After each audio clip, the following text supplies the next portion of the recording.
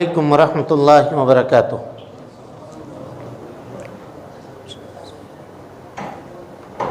ان الحمد للہ نحمده ونستعینه ونستغفره ونعوذ باللہ من شرور انفسنا ومن سیئات اعمالنا من يهده اللہ فلا مضل له ومن يضلل فلا هادی له واشهد ان لا الہ الا اللہ وحدہ لا شریک له واشهد ان محمدا عبده ورسوله اما بعد فان خير الحديث كتاب الله وخير الهدي هدي محمد صلى الله عليه وسلم وشر الامور محدثاتها وكل محدثة بدعة وكل بدعة ضلالة وكل ضلالة في النار۔ محترم حاضرین، سامعین و سامعات، پردانشین، خواتین اسلام، دوستوں، بزرگوں اور ساتھیوں، جیسا کہ آپ حضرات کو اس کا علم ہے کہ تراویح کے نماز کے بعد کے درس میں ہم سورۃ البقرہ کے منتخب آیتوں کی تفسیر آپ کے سامنے کر رہے ہیں۔ آج کی جو آیت کریمہ ہے یہ ہم سب کے لیے اس کو سمجھنا اور اس کو جاننا نہایت ضروری ہے، کیونکہ اس کا تعلق ایسے معاملے سے ہے کہ میاں بیوی کو ان مسائل کا علم رکھنا زیادہ ضروری ہے، اور وہ مسئلہ ہے طلاق کا مسئلہ۔ موجودہ دور میں حکومت کے جانب سے بھی اس سلسلے میں کئی مسائل پیدا کیے گئے، اور آپ لوگوں نے اخبارات میں اور دیگر چیزوں میں اس کا مشاہدہ کیا کہ کس طرح سے حکومت نے واویلا اس مسئلے کو لے کر کے مچایا، اور لوگوں کی مختلف قسم کی رائیں، کوئی نہیں جاننے والا، جاننے والا، جو چاہا میڈیا کے سامنے آ کر کے بیان دیا۔ نتیجہ یہ ہوا کہ لوگوں کے ذہنوں میں اسلام کے تعلق سے غلط میسج گیا۔ اس غلط میسج کی صفائی کے لیے ہم انشاءاللہ آج کے اس درس میں کوشش کریں گے، اللہ رب العالمین سے اس دعا کے ساتھ کہ اللہ تعالی ہمیں کہنے سے زیادہ اور آپ کو سننے سے زیادہ ہم دونوں کو اس کے اوپر عمل کی توفیق نصیب فرمائے۔ اس آیت سے پہلے، یعنی طلاق کی آیت سے قبل، اللہ رب العالمین کا ارشاد ہے لا یؤاخذکم اللہ باللغو فی ایمانکم۔ اللہ رب العالمین تمہارے ان قسموں کا مواخذہ نہیں کرے گا جو غیر ارادی طور پر تم کھاتے ہو۔ یعنی ایک آدمی کی عادت ہے کہ وہ بات بات پہ قسم کھاتا ہے، وہ یہ نہیں چاہتا، یعنی قسم کھانے سے اس کا یہ مطلوب نہیں ہے کہ میری بات قبول کی جائے، بلکہ اس کی زبان پہ معاملہ چڑھا ہوا ہے، تو اس کو کہتے ہیں یمین لغو۔ کیا کہتے ہیں؟ یمین لغو۔ لغو کے معنی بیکار کا قسم، اس کا کوئی اعتبار نہیں ہوگا۔ اللہ تعالیٰ کہتا ہے وَلَٰكِن يُؤَاخِذُكُم بِمَا كَسَبَتْ قُلُوبُكُم۔ اس قسم کے اوپر تمہارا مواخذہ ہوگا جو تم اختیاری طور پر اپنے دل و جان کے حاضری کے ساتھ قسم کھاتے ہو۔ یعنی جو بات بول رہے ہو، زبان کی موافقت دل کی گہرائی بھی کر رہی ہے، یعنی دل سے قسم کھا رہے ہو، ہوش و حواس میں سوچ سمجھ کر قسم کھا رہے ہو، اور تمہارا مقصد یہ ہے کہ تمہاری بات قبول کی جائے، اپنی بات کے اندر زور پیدا کرنے کے لیے قسم کھا رہے ہو، تو اللہ رب العالمین اس قسم کو کا مواخذہ کرے گا۔ یعنی اگر اس قسم کو تم نے پورا نہیں کیا یا تم نے جھوٹی قسم کھائی تو اللہ رب العالمین مواخذہ کرے گا اور عذاب دے گا۔ لیکن اگر یوں ہی آدمی قسم کھا لے غیر ارادی طور پر، تو اس قسم کا مواخذہ اللہ رب العالمین نہیں کرے گا۔ اللہ تعالیٰ کہتا ہے واللہ غفور حلیم، اللہ رب العالمین بخشنے والا ہے اور بڑا بردبار ہے، لوگوں کے گناہوں سے صرف نظر کرنے والا اللہ رب العالمین ہے۔ اس کے بعد شریعت نے ایک مسئلہ بیان کیا، وہ مسئلہ ہے قسم سے ہی تعلق رکھتا ہے کہ ایلا، ایلا جانتے ہیں؟ کبھی سنا ہے ایلا؟ ہاں، ایلا کہتے ہیں میاں بیوی کے درمیان شوہر اپنے بیوی سے جدائی کی قسم کھا لے، یہ قسم کھا لے کہ میں اپنے بیوی سے ملاقات نہیں کروں گا۔ شریعت نے، پہلے زمانے میں ہوتا یہ تھا کہ لوگ قسم کھا لیتے تھے، اب بیوی گھر میں معلق پڑی ہوئی ہے، اس کو کوئی پوچھنے والا نہیں ہے۔ دین اسلام جب آیا تو اس نے ایلا کی مدت متعین کر دی۔ کیا مدت ہے؟ دیکھیے، قال الذین یولون من نسائہم، جو لوگ اپنی عورتوں سے، ان سے ملاقات نہ کرنے کی قسم کھاتے ہیں، یولون من نسائہم تربص 4 اشہر، ان کو چاہیے کہ وہ زیادہ سے زیادہ میکسیمم 4 مہینے ان سے علیحدہ رہنے کی قسم کھا سکتے ہیں۔ 4 مہینہ، 4 مہینہ سے زیادہ نہیں۔ 1 مہینہ کھا لے، 2 3 چلے گا، 4 چلے گا، 5 مہینہ کھا لے تب نہیں چلے گا۔ پھر کیا کیا جائے گا کہ اسلامی عدالت ہوگی، عدالت میں اس شوہر کو بلایا جائے گا، کہا جائے گا کیوں جی، ایک چیز جو تمہارے اوپر حلال ہے اس کو تم نے کیوں قسم کھا کر کے حرام کیا ہوا ہے؟ تم کیا چاہتے ہو؟ طلاق چاہتے ہو؟ جدائی چاہتے ہو؟ اگر جدائی چاہتے ہو تو قاضی اس کو مجبور کرے گا کہ تم اپنی قسم کو توڑو اور اپنی بیوی کے ساتھ زندگی گزارو جیسا گزارتے تھے، اور اگر نہیں تو دونوں کے درمیان تفریق کروا دے گا، تم اپنا راستہ دیکھو اور تم اپنا راستہ دیکھو۔ لیکن کوئی آدمی اس طرح سے لٹکا کر کے اپنی بیوی کو نہیں رکھ سکتا ہے، یا تو اس کے حقوق ادا کرے یا نہیں تو اس کا راستہ چھوڑ دے، وہ کسی دوسرے سے شادی کر لے۔ صرف آپ کوئی نام کا شوہر بن کر کے بیٹھا ہوا ہے اور اس کے حقوق اور اس کے واجبات کو پوری نہیں کر رہا ہے تو اسلام اس کی اجازت نہیں دیتا ہے۔ یہ چیز مقدمہ اور تمہید ہے کس بات کی؟ طلاق کے مسائل کی۔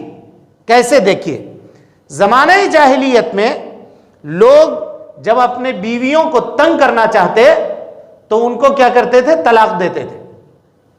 ایک طلاق دیا، طلاق دینے کے بعد جیسی اس کی عدت پوری ہوتی، عدت کتنی ہے ابھی میں بتاؤں گا، جیسے اس کی عدت پوری ہوتی، عدت قبل پوری ہونے سے قبل وہ اپنی بیوی کو پھر لوٹا لیتا، وہ پھر اس کی بیوی بن جاتی، پھر چند دنوں کے گزرنے کے بعد اس کو پھر طلاق دے دیتا، پھر لوٹا لیتا۔ ایسا کر کے 100 طلاق دیا کرتے تھے۔ نہ تو اس کا راستہ چھوڑتے کہ وہ جا کر کسی دوسرے شوہر سے شادی کر لے، اور نہ اس کے حقوق کو وہ اپنے گھر میں ادا کرتے۔ یہ ظلم تھا عورت کے اوپر، سماج اور سوسائٹی کے جانب سے، جس کے طرف کسی کی توجہ نہیں تھی۔ اسلام جب آیا تو اسلام نے اپنے ماننے والوں کو طلاق دینے کے لمٹ کے اوپر پابند کیا کہ اب کوئی آدمی اگر طلاق دینا چاہتا ہے تو میکسیمم طلاق کی کتنی ہے؟ 3 طلاق دے سکتا ہے وہ، اور 3 طلاق کے بعد اب اس کی بیوی اس سے ہمیشہ ہمیشہ کے لیے الگ ہو جائے گی، اب وہ اس کو لوٹانے کا حق نہیں رکھتا ہے نا۔ یہ بات جان لینے کے بعد اب آئیے اس آیت کریمہ کی طرف لوٹتے ہیں۔ اللہ تعالیٰ کہتا ہے الطلاق مرتان، طلاق 2 ہے۔ 2 ہے کا مطلب یعنی وہ طلاق جس میں آدمی اپنے بیوی کو پلٹا سکتا ہے، وہ کتنی ہے؟ 2 ہے۔ اب اس کو اس طرح سے سمجھیے کہ ایک آدمی جب شادی کرتا ہے تو اس کو طلاق کے 3 طلاق دینے کا حق حاصل ہوتا ہے، 3 طلاق وہ دے سکتا ہے۔ چاہے یہاں پہ قبل اس کے کہ ہم مسائل میں داخل ہوں، ایک غلط فہمی کا ازالہ ہم آپ کے سامنے کر دینا چاہتے ہیں۔ لوگ طلاق کو یہ سمجھتے ہیں کہ یہ زحمت ہے، برائی سمجھتے ہیں، حالانکہ برائی طلاق نہیں ہے۔ طلاق اللہ رب العالمین کی رحمت ہے، اور کیسے رحمت ہے دیکھیے، جہاں طلاق نہیں ہے جس سماج اور جس سوسائٹی میں اس کا کیا حال ہے آپ اس سے کمپیریزن کیجئے.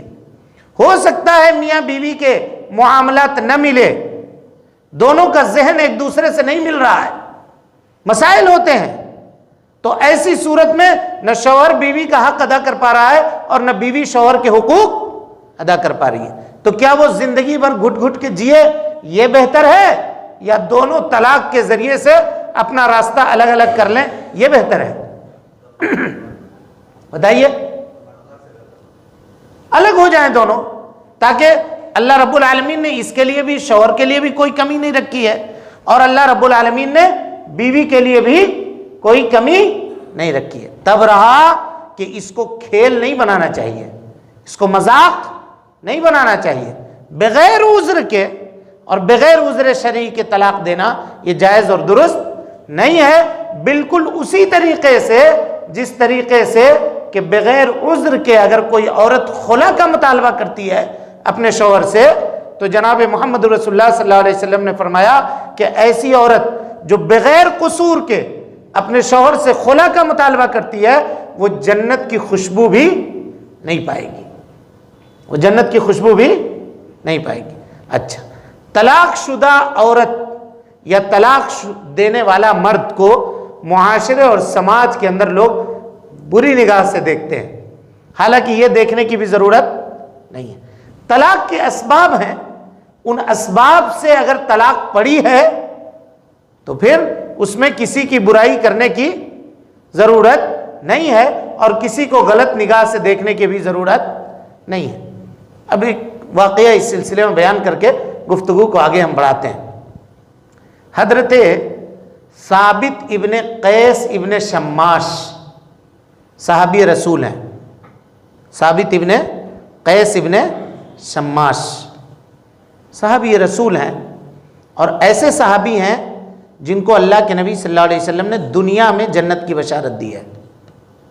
دنیا میں واقعہ یہ ہوا کہ جب آیت نازل ہوئی یا ایھا الذین آمنوا لا ترفعوا اصواتکم فوق صوت النبی، اے لوگو نبی صلی اللہ علیہ وسلم کے آواز پر تم اپنی آواز کو بلند مت کرو، تو یہ حضرت ثابت ابن قیس ابن شماس رضی اللہ تعالی عنہ اپنے گھر میں جا کر بیٹھ گئے. کیوں؟ اس لیے کہ نیچرل طور پر، طبعی طور پر، فطری طور پر ان کی آواز بلند تھی. جب یہ بات کرتے تھے تو نہ چاہتے ہوئے بھی ان کی آواز بلند ہو جاتی تھی. تو انہوں نے یہ سوچا کہ لگتا ہے یہ آیت میرے بارے میں نازل ہوئی ہے، میں ہی نبی صلی اللہ علیہ وسلم کے سامنے سب سے تیز آواز سے بولتا ہوں. ڈر گئے اور گھر میں اپنے آپ کو جا کر کے بند کر لیا. 1 دن 2 دن 3 دن کے بعد اللہ کے نبی صلی اللہ علیہ وسلم نے دیکھا کہ ثابت نظر نہیں آتے ہیں. کہاں ہیں؟ بھیجوایا کسی کو ان کے گھر میں، کہیں بیمار تو نہیں ہے. دروازہ کھٹکھٹایا ہوگا، کیا بات ہے ثابت آپ آ نہیں رہے ہیں؟ کہا بھائی ہم تو ہلاک ہو گئے، ہم تو برباد ہو گئے. کہا کیوں؟ کہا یہ آیت کریمہ میرے بارے میں نازل ہوئی ہے، یا ایھا الذین آمنوا لا ترفعوا اصواتکم فوق صوت النبی. تم میں کا کون آدمی ہے جس کی آواز میری آواز سے؟ خطیب تھے، مقرر تھے، انصار کے تقریر کرنے والے تھے، اس لیے ان کی آواز بلند تھی. نبی صلی اللہ علیہ وسلم کے پاس آئے، آپ نے پوچھا کیا بات ہے، کیوں پریشان ہے؟ کہا اللہ کے رسول نے کہا نہیں انت فی الجنہ، ثابت ابن قیس ابن شماس جنتی ہو تم، آپ کو ڈرنے کی ضرورت نہیں ہے. یہ آیت کریمہ آپ کے بارے میں نازل نہیں ہوئی ہے، یہ صحابی ہیں، جنتی ہیں. ایک مرتبہ ان کی اہلیہ آئی اللہ کے نبی صلی اللہ علیہ وسلم کے پاس اور کہا اللہ کے نبی صلی اللہ علیہ وسلم ہم ثابت ابن قیس ابن شماس کے ساتھ نہیں رہنا چاہتے ہیں، خلا چاہیے ہم کو. فواللہ، اسٹیٹمنٹ سنیے عورت کا، کہا فواللہ لا اعیبہ بدین ولا بخلق، ہم اس کے دین کے اندر، اس کے اخلاق کے اندر کوئی عیب نہیں لگا رہے ہیں. ولکنی اکرہ الکفر بعد الاسلام، لیکن میں کفر کو ناپسند کرتی ہوں اسلام لانے کے بعد. یعنی میرا دل ان سے نہیں مل رہا ہے، کہیں ایسا نہ ہو کہ ان کے حقوق ہم ادا نہ کر سکیں اور شوہر کی نافرمانی کر کے کفران نعمت کا شکار ہو اور گنہگار ہو جائیں. اللہ کے نبی صلی اللہ علیہ وسلم ہمارے سلسلے میں فیصلہ کر دیجئے. تو اب کیا کہیے گا؟ ثابت ابن قیس ابن شماس کی اہلیہ نے ان سے خلا طلب کیا تو کیا ثابت ابن قیس برے تھے؟ بولیے بھائی. آج سماج اور سوسائٹی میں لوگ اس کو گھناؤنے نظر سے دیکھتے ہیں، حالانکہ یہ دیکھنے کی ضرورت نہیں ہے. جہاں یہ چیزیں ہم لوگ جس ماحول میں رہتے ہیں اس ماحول سے ہم لوگوں نے بہت متاثر ہوا. ہمارا جو دین ہے وہ دین کی معلومات نہ ہونے کی بنیاد پر دین کا اثر جتنا ہمارے سماج اور سوسائٹی کے اوپر ہونا چاہیے تھا وہ اثر نہیں ہوا. ہم لوگوں نے پڑوسیوں سے، آس پاس سے، جس سماج اور سوسائٹی میں رہ رہے ہیں وہاں سے ہم نے اثر کو قبول کیا. نتیجہ یہ ہوا کہ جو چیز ہماری شریعت میں نہیں تھی وہ چیز شریعت کے اندر آ گئی. اب ایک آدمی شرم کے مارے گھٹ گھٹ کر کے جی رہا ہے، گھر میں جی نہیں لگتا، بھاگ رہا ہے، ادھر ادھر رہ رہا ہے، لیکن طلاق نہیں دے رہا. کیوں؟ طلاق دوں گا تو سماج والے کیا کہیں گے، میرے خاندان کی ناک کٹ جائے گی. عورت گھٹ گھٹ کے جی رہی ہے، شوہر اچھا نہیں ہے، شرابی کبابی مل گیا، گالی دیتا ہے، بات بات پہ مارتا ہے. خلا لے لو. کہا نہیں خلا لے لوں گی تو میرے سماج کا کیا ہوگا، میرے گھر والوں کا کیا ہوگا، میری اور بہنوں کا کیا ہوگا، لوگ کیا کہیں گے، میری اور دوسری بہنوں سے لوگ شادی نہیں کریں گے. یہ سماج کا معاملہ ہے یا نہیں ہے؟ ایسا کہیں گے کہ نہیں اس کی تو بہن اس سے خلا ہو گیا، اس بہن سے اس کا طلاق ہو گیا. اس کا معاملہ اس کے ساتھ ہے، تم اس کی بہن کو اس کے ساتھ کیوں جوڑ رہے ہو؟ اچھا اس چیز میں لوگ جوڑتے ہیں. اس کی بہن اگر بہت قابل ہے، نیک ہے، تو پھر یہ کیوں نہیں کہتے کہ وہ نیک ہے تو اس کی چھوٹی بہن بھی نیک ہوگی؟ ایسا نہیں کہتے. میرے بھائیوں، یہ جاہلانہ رسم و رواج جو ہمارے سماج اور سوسائٹی کے اندر سرایت کر گئی ہے، اس کو ختم کرنے کی ضرورت ہے، اس کو مٹانے کی ضرورت ہے. اس کے بعد آئیے اب ہم طلاق کے مسائل کی وضاحت آپ کے سامنے. اتنی بات تمہیدی طور پر سمجھ لینے کے بعد، طلاق کی اولاً دو قسمیں ہیں. طلاق واقع ہونے کے اعتبار سے دو قسم ہیں، ایک طلاق سنی اور ایک طلاق بدعی. سنت والی طلاق اور بدعت والی طلاق. سنت والی طلاق وہ ہے کہ جس میں آدمی اپنی بیوی کو پاکی کی حالت میں، اس پاکی کی حالت میں جس میں اس نے اپنی بیوی سے ملاقات نہیں کیا ہو، ایک طلاق دے. سمجھ رہے ہیں؟ پاکی کی حالت میں یا حالت حمل میں ایک طلاق دے. یہ طلاق سنت ہے. اور طلاق بدعت کیا ہے؟ ایک مجلس میں 3 طلاق دینا. یعنی ایک ہی مرتبہ غصہ ہو کر کے آیا کہیں سے، کوئی بات ہو گئی، کہا جاؤ آسمان کے ستاروں کے اتنا تم کو طلاق. یہ بھی طلاق لوگ دیتے ہیں. میرے سر کے بال کے اتنا طلاق تم کو. نعوذ باللہ من ذلک. غصہ سے جب آدمی باہر ہوتا ہے، آپے سے باہر، تو کیا بول رہا ہے وہ سمجھتا نہیں. اب یہاں پہ ایک سوال پھر آیا کہ غصے کی حالت میں دی گئی طلاق کا کیا حکم ہے؟ غصے کی حالت میں دی گئی طلاق کا تو ایک بات تو یہ سمجھ لیجئے کہ آدمی طلاق کبھی بھی خوشی میں نہیں دیتا ہے، غصے میں ہی دیتا ہے. لیکن اگر ایک آدمی غصے کے اس حد کو پہنچ گیا، ایک دم ایکسٹریم درجے کو پہنچ گیا کہ وہ کیا کہہ رہا ہے اس کو کچھ پتا نہیں ہے، یعنی غصے میں بڑبڑایا جا رہا ہے، اور جب غصہ ٹھنڈا ہوا تو کہا ارے ظالم، تم نے اپنی بیوی کو طلاق دے دیا. کہا نا، کون کہا طلاق دے دیا؟ کہا میں نے سنا طلاق دے دیا. کہا نہیں بھائی ہم نہیں دیے طلاق. اگر یہ کہے وہ، یعنی وہ کیا کہا ہے غصے میں اس کو ہوش نہیں ہے، تو یہ طلاق واقع نہیں ہوگی.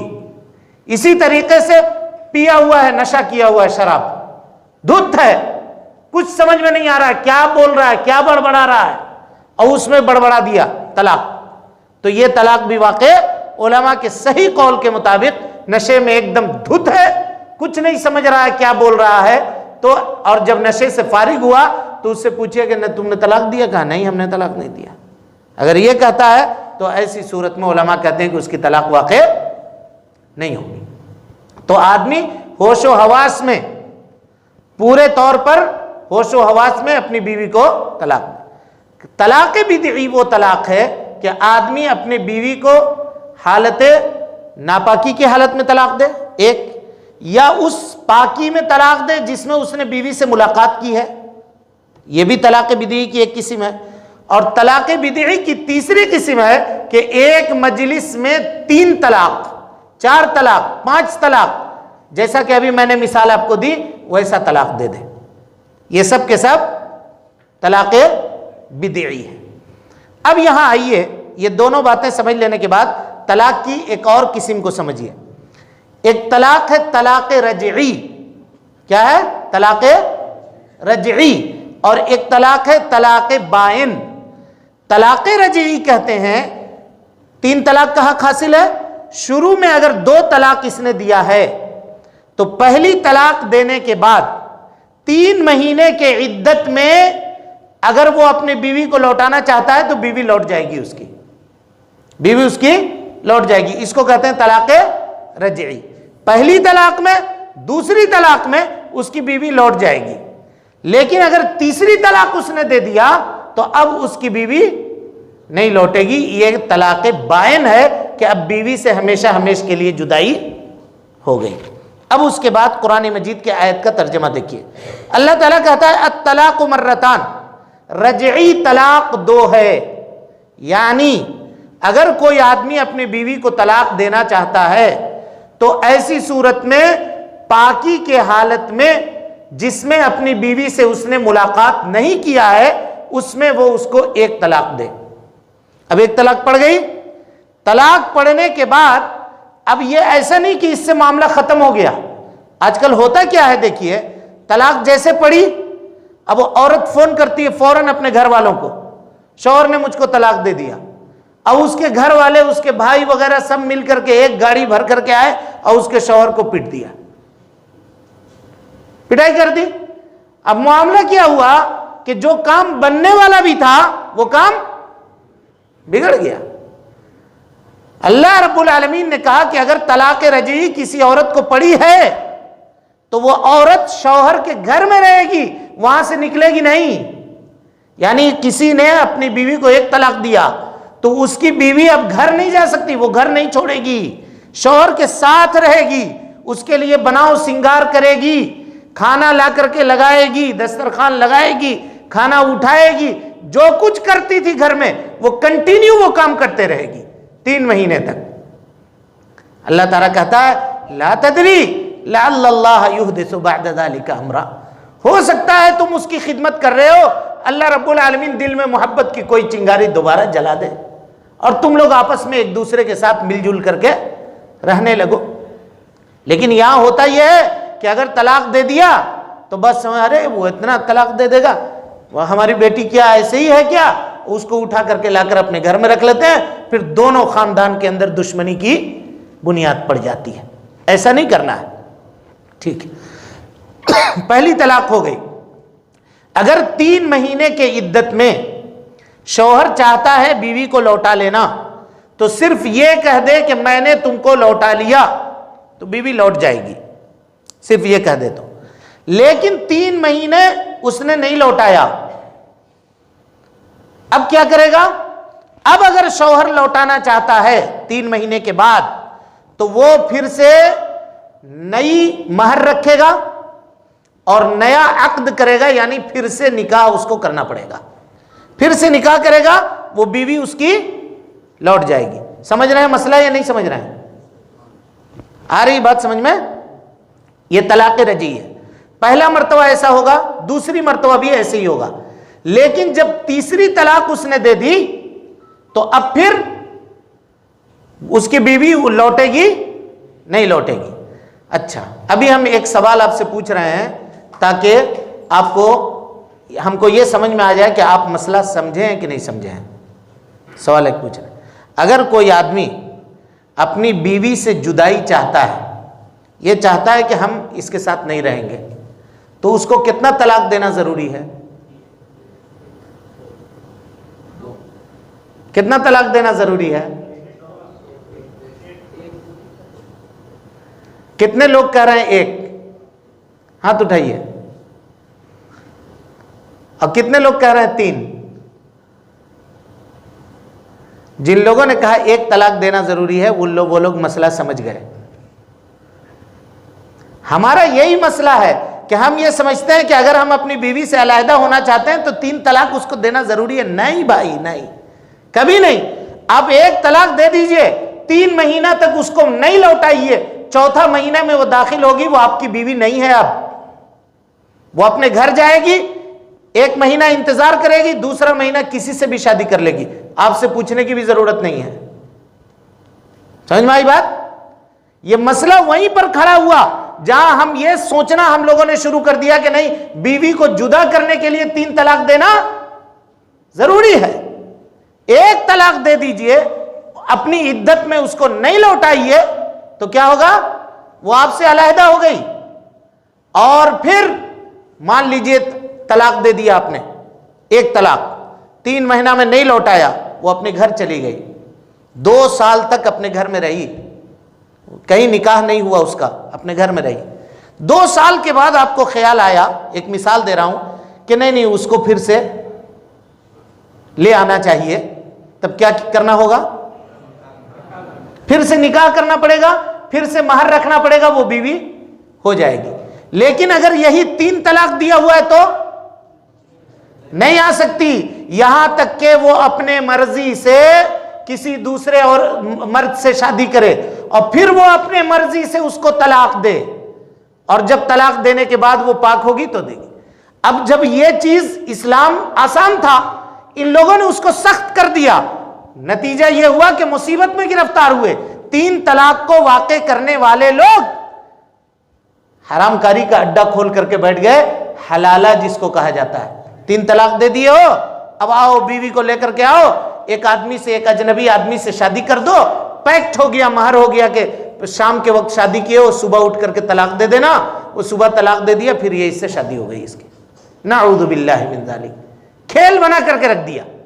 شریعت آسان ہے، دین آسان ہے، لیکن برا ہو تقلید جامد کا، کہ لوگوں نے تقلید کے نتیجے میں، ائمہ کی اندھی تقلید کے نتیجے میں اسلام کے آسان طریقے کو کیا کر دیا؟ مشکل بنا کر کے رکھ دیا امت، قوم والوں کے اوپر.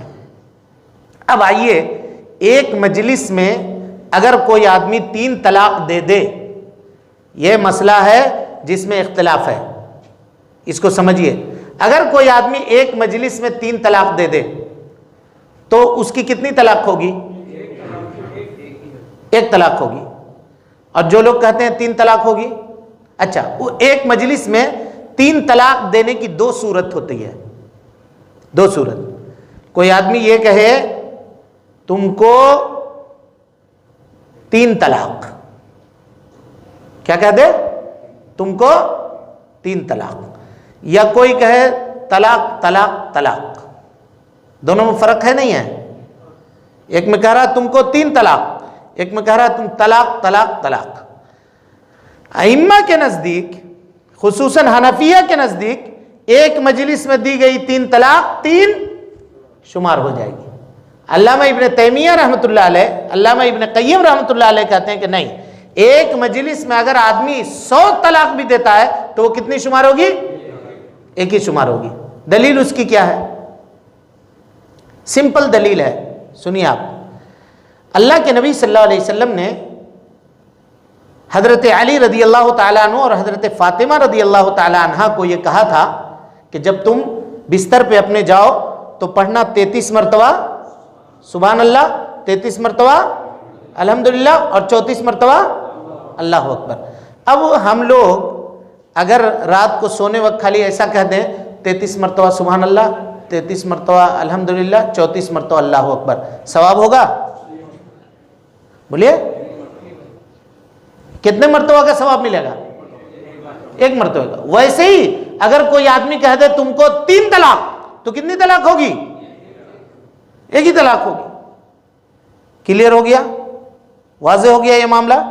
اب اس کے بعد آئیے، جو یہ کہے تم کو طلاق طلاق طلاق، یہ کہہ دیا، یعنی 3 مرتبہ لفظ کو ریپیٹ کر دیا، دہرا دیا.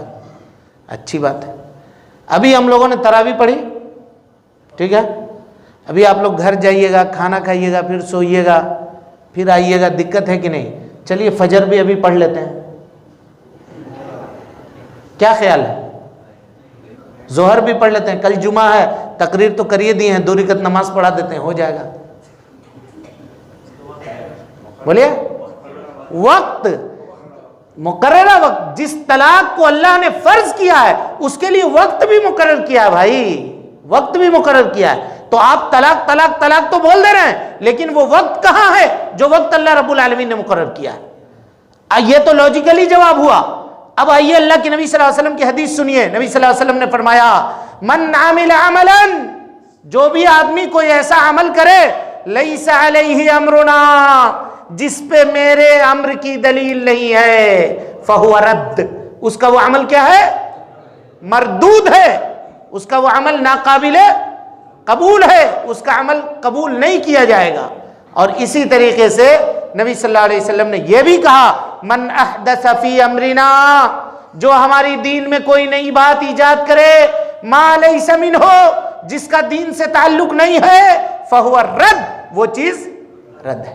تب یہ لوگ کہتے ہیں کہ ایک مجلس کے 3 طلاق کو حضرت عمر ابن خطاب رضی اللہ تعالیٰ عنہ نے نافذ کیا تھا، حضرت عمر ابن خطاب نے نافذ کیا تھا۔ حدیث ہے کانت طلاق فی عہد رسول اللہ صلی اللہ علیہ وسلم، طلاق اللہ کے نبی صلی اللہ علیہ وسلم کے زمانے میں اور حضرت عمر اور حضرت ابو بکر صدیق رضی اللہ تعالیٰ عنہ کے زمانے میں اور حضرت عمر ابن خطاب رضی اللہ تعالیٰ عنہ کے شروع کے 2 سال تک ایک مجلس کی دی گئی 3 طلاق ایک ہی طلاق شمار کی جاتی تھی۔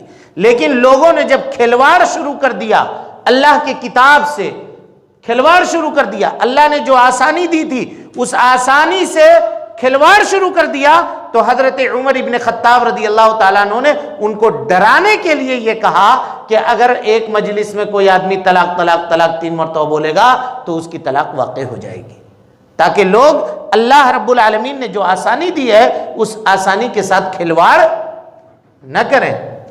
آخر نتیجہ کیا ہوتا ہے آپ دیکھیے، غصے میں آ کر کے طلاق طلاق طلاق بول دیا اور گیا کسی حنفی عالم کے پاس، اس نے فتویٰ دے دیا اب تمہاری بیوی کو 3 طلاق ہو گیا۔ اب وہ دوڑ رہا ہے ادھر سے ادھر مفتی کے پاس، کوئی راستہ نکال دے، میرے چھوٹے چھوٹے بچے ہیں، لوگ آتے ہیں میرے چھوٹے چھوٹے بچے ہیں، تو ایسے کہا جاتا ہے کہ یہ تم کو پہلے خیال نہیں تھا طلاق دینے سے پہلے کہ تمہارے چھوٹے چھوٹے بچے ہیں؟ کھلواڑ کرتے ہو اللہ کی کتاب سے۔ کیا گڑیا کا کھیل ہے کہ جب چاہے دوست ہو گئے اور جب چاہے الگ ہو گئے، جدا ہو گئے؟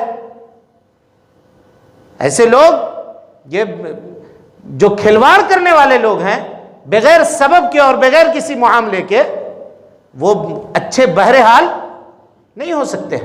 اللہ کے نبی صلی اللہ علیہ وسلم نے فرمایا خیرکم خیرکم لأہلہ وانا خیرکم لأہلہ، تم میں کا سب سے بہتر آدمی وہ ہے جو اپنے گھر والوں کے لیے بہتر ہے، مجھے دیکھو میں اپنے گھر والوں کے لیے سب سے بہتر ہوں۔ یہ مسائل تھے طلاق کے تعلق سے، اس کے بعد بھی آیتیں تھیں، لیکن وقت کی تنگی کی وجہ سے ہم بات کو یہیں پہ روکتے ہیں۔ اگر کوئی بات طلاق کے مسئلے کے تعلق سے آپ کو کوئی کنفیوژن ہو، کوئی مسئلہ ہو، نہیں سمجھ میں آ رہی ہو بات، تو آپ ہم سے رجوع کر سکتے ہیں، ہم اس مسئلے کو کلیئر کرنے کی کوشش کریں گے۔ اللہ رب العالمین سے دعا ہے کہ اللہ تعالی ہمیں اور آپ کو حسن عمل کی توفیق دے، ہماری اصلاح فرمائے، نیکیوں کو قبول کرے، سیئات سے درگزر فرمائے، جب تک زندہ رکھے دین اسلام پہ زندہ رکھے۔ آمین۔ وآخر دعوانا ان الحمدللہ رب العالمین۔